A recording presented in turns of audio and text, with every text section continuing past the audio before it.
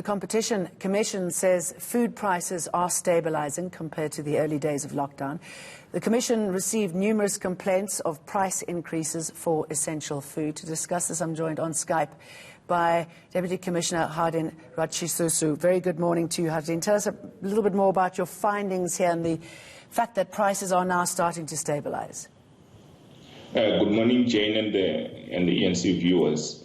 Indeed, what we have done as the Competition Commission since March, we have noticed and with concern the price increases that were manifesting themselves immediately after the declaration of the national disaster. What we then did after receiving numerous complaints, and to date we have received just about 1,600 complaints, we investigated a couple of matters, referred some to the Competition Tribunal, but we picked a trend of price increases, particularly on basic foodstuffs. And what we did in our assessment, we found that early on, around March, April, prices of basic food products increased. Vegetables, basic spices, garlic, as well as other essentials.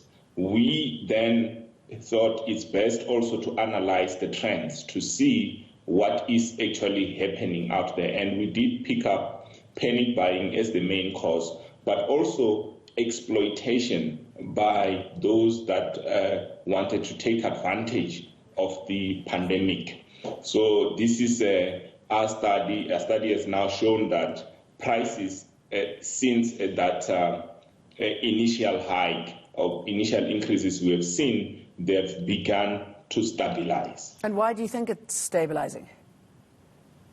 In many cases, it's because, one, we think our intervention as the Competition Commission through the regulations that were passed by Minister Patel to tackle price gouging and excessive pricing in the manner that we did influence the way what we see now in the markets.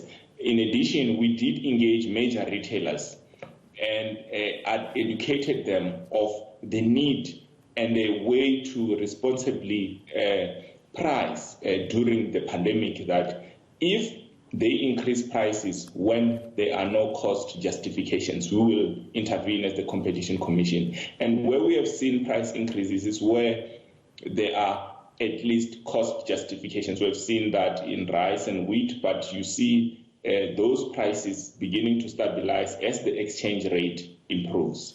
But we've picked some areas that we are quite concerned of, where prices have not necessarily increased, but as we looked into these products, we have found very high margins in those products, and we'll be looking into this into the future. I should imagine the increase in prices must have had a devastating impact on those who really need this type of nutrition. Indeed, you have seen increases in the main fresh produce. So fresh produce is one area where we are quite concerned. Potatoes, tomatoes, and carrots and many other essentials. This is where we are finding that farmers, farm gate prices are not as high as what we see at retail. And we've found that the markets where these products are sold through are somewhat inflating prices, and which is translating into retail. But also in some cases, there are some retailers that are putting very high margins for these products. And in some cases, we think it's due to exclusive lease agreements that some still enjoy in retail spaces. So this is something that as the Competition Commission, we are going to tackle, and to ensure that prices in South Africa are competitive. And as you rightly say, this affects the poor, but not only the poor, it affects all consumers, because everybody in this current environment is stretched. I don't know of people who are really plain sailing during an environment like this, where we're seeing retrenchments, we're seeing a lot of layoffs and companies not doing well. All right, Hardin, thanks for sharing your research with us.